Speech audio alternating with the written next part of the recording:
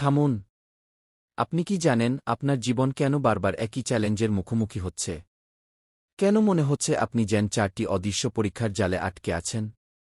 আমাদের জীবনে যে 4টি ভয়ঙ্কর ফেতনা আসে তা হল ঈমানের ফেতনা, সম্পদের ফেতনা, জ্ঞানের ফেতনা এবং ক্ষমতার ফেতনা।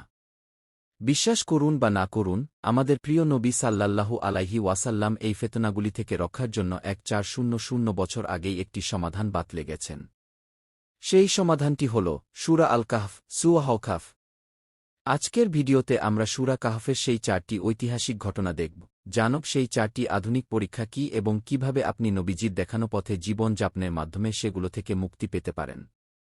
এটি কোনো সাধারণ তাফসীর নয়, এটি আপনার প্রতিদিনের জীবন বদলে দেওয়ার একটি সিরাত সলিউশনস রোডম্যাপ। স্কিপ না করে শেষ পর্যন্ত দেখুন। বন্ধুরা, তৃতীয় পরীক্ষাটি হল জ্ঞানের পরীক্ষা। এই পরীক্ষার চরিত্ররা হলেন সর্বকালের অন্যতম শ্রেষ্ঠ নবী হযরত মূসা আলাইহি ওয়াসাল্লাম এবং আল্লাহর বিশেষ জ্ঞানপ্রাপ্ত বান্দা আল-খিজির আলাইহি ওয়াসাল্লাম। মূসা আলাইহি ওয়াসাল্লাম ভেবেছিলেন তার চেয়ে বেশি জ্ঞানী কেউ নেই। কিন্তু আল্লাহ তাকে পাঠালেন আল-খিজিরের কাছে। আল-খিজির আলাইহি ওয়াসাল্লাম মূসা আলাইহি ওয়াসাল্লামের সামনে এমন কিছু কাজ করলেন যা দেখে মূসা আলাইহি ওয়াসাল্লাম বারবার ধৈর্য হারালেন। তিনি একটি নৌকা ছিদ্র করলেন, একটি নিষ্পাপ শিশুকে হত্যা করলেন এবং একটি ভেঙে পড়া প্রাচীর মেরামত করলেন।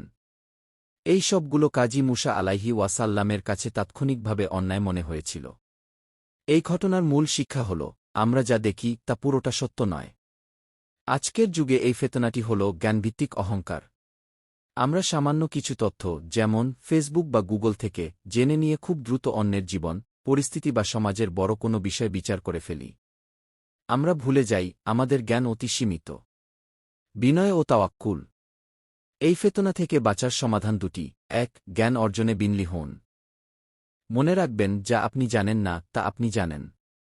2. তাওয়াক্কুল বা আল্লাহর উপর পূর্ণ ভরসা রাখুন, কারণ সব কাজের পেছনে আল্লাহর একটি গভীর কল্যাণকর পরিকল্পনা থাকে, যা আমরা হয়তো কখনোই পুরোপুরি বুঝতে পারব না। আপনার জীবনে কোনো অন্যায় ঘটলে বা কোনো বিষয় বুঝতে না পারলে সাথে সাথে অভিযোগ না করে বলুন, নিশ্চয়ই এর পেছনে আল্লাহর কোনো কল্যাণ লুকানো আছে। সবশেষে সূরা কাহফের চতুর্থ এবং শেষ পরীক্ষাটি হল ক্ষমতার ফেতনা। এই গল্পের কেন্দ্রবিন্দুতে আছেন ন্যায়পরায়ণ শাসক জুলকারনাইন আলাইহি ওয়াসাল্লাম। তার ক্ষমতা ছিল অসীম, তিনি পৃথিবী চষে বেরিয়েছিলেন। তার সবচেয়ে বড় কীর্তি ছিল ইয়াজুজ ও মাজুজের অত্যাচার থেকে দুর্বল জনগোষ্ঠীকে রক্ষা করা। জুলকারনাইন আলাইহি ওয়াসাল্লাম তাদের সুরক্ষার জন্য বিশাল উঁচু একটি লোহার প্রাচীর তৈরি করে দিয়েছিলেন। কিন্তু প্রাচীর তৈরির পর তার সবচেয়ে গুরুত্বপূর্ণ উক্তিটি ছিল, এ আমার রবের অনুগ্রহ। যখন আমার রবের ওয়াদা পূর্ণ হবে, তখন তিনি এটাকে চূর্ণবিচূর্ণ করে দেবেন। তিনি তার বিশাল ক্ষমতাকে নিজের কৃতিত্ব বলে দাবি করেননি। আজকের যুগে ক্ষমতার ফেতনা শুধু রাষ্ট্রপ্রধানদের মধ্যেই সীমাবদ্ধ নয়। এটি আপনার অফিসে, আপনার পরিবারে, এমনকি আপনার সোশ্যাল মিডিয়ার ফলোয়ারের মধ্যেও লুকিয়ে থাকে। ক্ষমতা পেলেই আমরা অন্যকে ছোট করতে চাই, নিজের কর্তৃত্ব ফলাতে চাই। ক্ষমতাকে অহংকার বা দখল মনে করাই এই সময়ের সবচেয়ে বড় ফেতনা।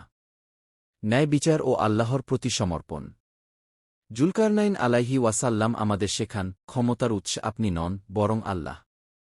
আপনার ক্ষমতার একমাত্র উদ্দেশ্য হওয়া উচিত ন্যায় বিচার প্রতিষ্ঠা করা এবং দুর্বলদের রক্ষা করা। ক্ষমতাকে আল্লাহর দেওয়া দায়িত্ব মনে করুন। বন্ধুরা, আসহাবুল কাহফ, 2 বন্ধু, মূসা আলাইহি ওয়াসাল্লাম ও জুলকারনাইন আলাইহি ওয়াসাল্লাম, এই 4টি গল্পই আমাদের জীবনের প্রধান 4টি ফেতনা থেকে বাঁচতে একটিই পথ দেখায়, কোরআন ও সুন্নাহর প্রতি অবিচল থাকা। এটিই সেই আধুনিক গুহা যেখানে আপনি দাজ্জালের ফেতনা থেকে নিজেকে নিরাপদ রাখতে পারবেন।